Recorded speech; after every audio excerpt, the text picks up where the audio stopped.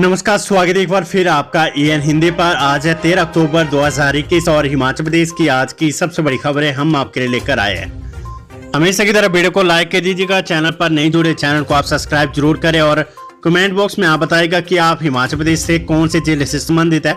अपने जिले का नाम आप हमें कमेंट बॉक्स में जरूर बताइएगा। पेश है आज की सबसे बड़ी खबरें। कोरोना पर एक और प्रहार, 2 से 18 वर्ष के बच्चों को कोवैक्सीन लगाने की मंजूरी। भारतीय औषधि एवं महानियंत्रक ने मंगलवार को भारत में निर्मित कोविन टीके कोवैक्सीन को 2 से 18 वर्ष के बच्चों को लगाने की मंजूरी दे दी है।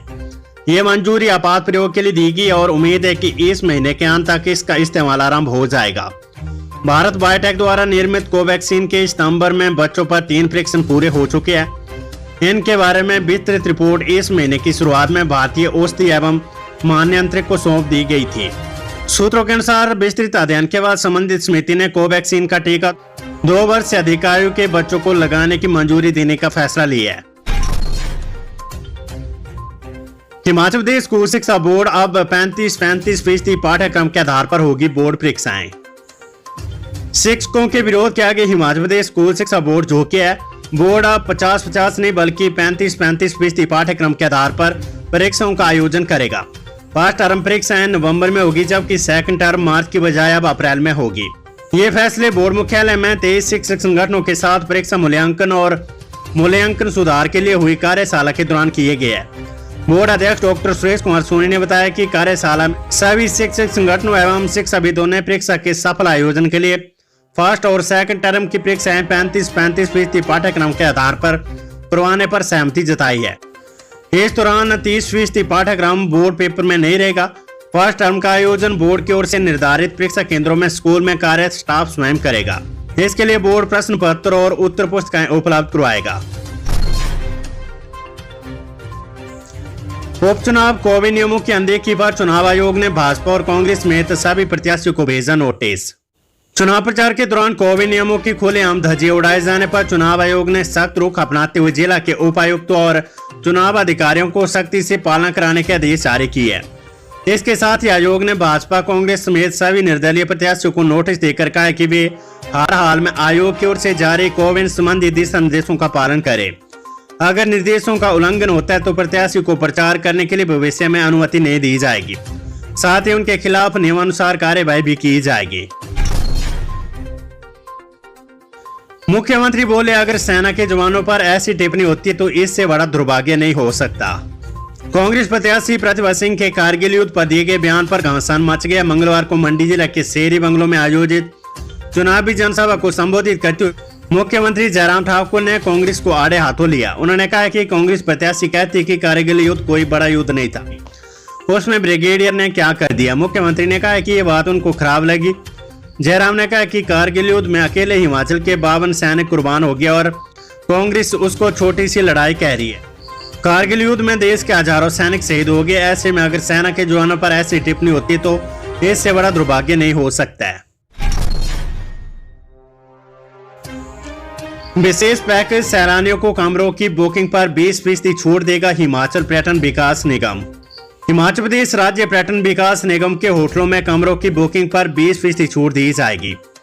सैलानियों को रिझाने के लिए निगम ने 15 नवंबर तक 50 इकाइयों में छूट देने के लिए विशेष पैकेज जारी किया है। कोरोना संकट के चलते बीते वर्ष हिमाचल में प्रभावित हुए होटल कारोबार को पटरी पर लाने के लिए निगम ने अपने होटलों में बुकिंग पर छूट देने का फैसला लिया है। देवभूमि हिमाचल में आने वाले सैलानियों को रिझाने के लिए निगम ने प्रदेश में स्थित अधिकांश होटलों में डिस्काउंट देने का फैसला लिया है। शिमला, मनाली, धर्मशाला, डलहौजी, कसौली, चंबा सहित प्रदेश के अधिकांश क्षेत्रों में स्थित निगम के होटलों में छूट की सुविधा मिलेगी। कमरों की बुकिंग करवाने के लिए सैलानियों को पर्यटन निगम की वेबसाइट पर सभी होटलों की रेट लिस्ट के साथ जानकारी मिलेगी। निगम ने इस बाबत वेबसाइट को अपडेट कर दिया है। चुनाव आयोग से मंजूरी लेने के बाद निगम ने सैलानियों को छूट देने के लिए विशेष पैकेज शुरू किया है। 10वीं कक्षा की मेरिट पर सवाल, हिमाचल में स्वर्ण जयंती सुपर 100 योजना रोकी। हिमाचल प्रदेश में स्वर्ण जयंती सुपर 100 योजना पर रोक लगा दी गई है। 10वीं कक्षा के परीक्षा परिणाम से नाखुश कई विद्यार्थियों की आपत्तियों के बाद मंगलवार को उच्च शिक्षा निदेशालय ने यह फैसला लिया है। उच्च शिक्षा निदेशालय ने स्कूल शिक्षा बोर्ड से मेरिट लिस्ट दुरुस्त करने के बाद यह आवेदन लेने का फैसला लिया गया है। उच्च शिक्षा निदेशक डॉक्टर अमरजीत कुमार शर्मा ने बताया कि इस बाबत सभी जिला उपनिदेशकों को पत्र जारी कर दिया। उन्होंने बताया कि शिक्षा बोर्ड की ओर से मेरिट लिस्ट अभी तैयार नहीं की गई है। कई विद्यार्थियों ने परिणामों को लेकर कुछ आपत्तियां जताई है। उन्होंने बताया कि बोर्ड से संशोधित मेरिट लिस्ट जारी होती स्वर्ण जयंती सुपर 100 योजना को शैक्षणिक सत्र 2021-22 के लिए शुरू कर दिया जाएगा। हिमाचल प्रदेश के सरकारी स्कूलों में पढ़ने वाले 100 मेधावियों को कोचिंग लेने के लिए सरकार ने 1-1 लाख रुपए देने के लिए स्वर्ण जयंती सुपर योजना शुरू की है। योजना के तहत चयनित होने वाले विद्यार्थियों को कोचिंग संस्थानों में दाखिले लेने का मौका दिया जाएगा। संस्थानों में दाखिला लेते ही विद्यार्थियों को 30-30 हजार रुपए की पहली किस्त जारी होगी। हिमाचल सरकार का फैसला, 8वीं कक्षा के विद्यार्थियों को अभी नहीं परोसा जाएगा mid day meal. Himachal Pradesh के सरकारी स्कूलों में 8वीं कक्षा के विद्यार्थियों को अभी दोपहर का भोजन नहीं परोसा जाएगा। सरकार ने पूर्व की तरह सूखा राशन विद्यार्थियों को देने का फैसला लिया है। आने वाले दिनों में हालात सामान्य होते इस व्यवस्था को दोबारा शुरू करने पर विचार किया जाएगा।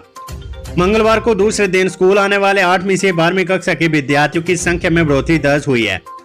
64% विद्यार्थियों ने स्कूल में पहुंचकर अपनी उपस्थिति दर्ज करवाई। मंगलवार को 8वीं कक्षा में 55.7%, 9वीं कक्षा में 66%, 10वीं कक्षा में 70%, 11वीं कक्षा में 58% और 12वीं कक्षा में 70% विद्यार्थियों ने उपस्थिति दर्ज करवाई। प्रदेश भर के स्कूलों में पढ़ने वाले कुल 3,73,761 विद्यार्थियों में 2,38,171 विद्यार्थी स्कूल आए। उच्च शिक्षा निदेशक ने कहा कि धीरे धीरे स्कूलों में विद्यार्थी की उपस्थिति बढ़ना शुरू हुई है। उम्मीद है कि आने वाले दिनों में 100% विद्यार्थी स्कूलों में आकर नियमित कक्षाएं लगाएंगे। Corona virus update. हिमाचल में आज 4 संक्रमितों की मौत, 165 लोगों की रिपोर्ट पॉजिटिव। हिमाचल प्रदेश में मंगलवार को 4 और कोरोना पॉजिटिव मरीजों की मौत हो गई है। नेहर चौक मेडिकल कॉलेज में 84 वर्षीय बुजुर्ग और कांगड़ा के 3 संक्रमित बुजुर्गों ने दम तोड़ दिया है। वहीं प्रदेश में 165 लोगों की रिपोर्ट कोरोना पॉजिटिव आई है। प्रदेश में कोरोना के सक्रिय मामलों का आंकड़ा 1312 पहुंच गया। मृतकों की संख्या 3694 पहुंच गई है। बीते सोमवार को मृतकों का आंकड़ा 3690 था। प्रदेश में मंगलवार को 7718 लोगों की सैंपलिंग की गई। मंडी में राममापा चौक सरका घाट में 2 दिन में 7 अध्यापक और 11 बच्चे पॉजिटिव आए हैं। सोमवार को राममापा चौक सरका घाट से एक साथ 7 विद्यार्थी कोरोना पॉजिटिव आए थे। मंगलवार को स्कूल में 4 अन्य विद्यार्थी और 7 अध्यापक पॉजिटिव आए हैं। कोटखाई उपचुनाव, सुरेश भारद्वाज का तंज, बोले कार्यकर्ता का मान सम्मान संगठन में। भाजपा से बागी होकर जुब्बल कोटखाई के मान सम्मान के नाम पर चुनाव लड़ने का ऐलान कर चुके निर्दलीय प्रत्याशी चेतन बरागटा का नाम लिए बगैर शहरी विकास मंत्री सुरेश भारद्वाज ने मंगलवार को तंज करते हुए कहा कि किसी भी कार्यकर्ता का मान सम्मान संगठन में होता है। भाजपा ने एक साधारण कार्यकर्ता को मान सम्मान देते हुए प्रत्याशी घोषित किया है। भारद्वाज नावर क्षेत्र के टिक्कर में चुनाव कार्यालय के उद्घाटन के अवसर पर सभा को संबोधित कर रहे थे। भारद्वाज ने कहा कि इस क्षेत्र में भाजपा सरकार ने विकास के कई काम किए हैं। 2 एसडीएम कार्यालय कोटखाई में अलग ब्लॉक, कलबोग में उप तहसील, टिक्कर में अग्निशमन केंद्र खोला गया है। भारद्वाज ने कहा कि भाजपा एक विचार के आधार पर चलने वाली पार्टी और पार्टी में कार्यकर्ताओं को पूरा सम्मान मिलता है। भाजपा ने नीलम सरेई को टिकट दिया और अब जनता भाजपा को वोट देगी। खबर सिरमौर से, बैनर के विवाद में एबीवीपी और एसएफआई कार्यकर्ता भिड़े, 7 कार्यकर्ता घायल। हिमाचल प्रदेश के सिरमौर जिले के नान कॉलेज में बैनर के विवाद पर एबीवीपी और एसएफआई कार्यकर्ता में खूनी झड़प हो गई। मारपीट की घटना में 7 कार्यकर्ता घायल हो गया है। 2 को गंभीर चोटें बताई जा रही है। घायलों का इलाज नान मेडिकल कॉलेज में करवाया गया है। घटना की सूचना मिलते पुलिस मौके पर पहुंची। दोनों छात्र संगठनों के पदाधिकारियों के बयान दर्ज करने के बाद पुलिस मामले की जांच में जुट गई है। बताया जा रहा है कि एसएफआई को एक कार्यक्रम कॉलेज में करने की मंजूरी दी गई थी। एसएफआई के कार्यकर्ता बैनर और झंडे लगा रहे थे। इसी बीच बैनर को लेकर एबीवीपी और एसएफआई कार्यकर्ताओं में विवाद हो गया। मामला बढ़ गया और मारपीट तक पहुंच गया। मारपीट में एसएफआई के 3 और एबीवीपी के 4 कार्यकर्ता घायल हुए हैं। दोनों पक्षों के कार्यकर्ताओं ने पुलिस में शिकायत सौंपी है। एसएफआई के राज्य सचिव अमित ठाकुर ने कहा कि वार्षिक सम्मेलन से पहले एबीवीपी ने उनके पोस्टर फाड़े और हमला कर दिया, जिससे उनके कार्यकर्ताओं को गंभीर चोटें आई है। एबीवीपी के इकाई अध्यक्ष सोम ठाकुर ने कहा कि एसएफआई ने अपने सम्मेलन में बाहरी लोग बुलाए थे। इसका विरोध करने पर उनके कार्यकर्ताओं ने मारपीट की। कॉलेज के प्रिंसिपल दिनेश भारद्वाज ने बताया कि कॉलेज परिसर में एसएफआई की कार्यकारिणी की बैठक को लेकर मंजूरी दी गई थी। घटना के बाद एसएफआई का सम्मेलन रद्द कर दिए गए। एसएचओ मानवेंद्र ठाकुर ने बताया कि दोनों पक्षों की ओर से शिकायत मिली, पुलिस जांच कर रही है।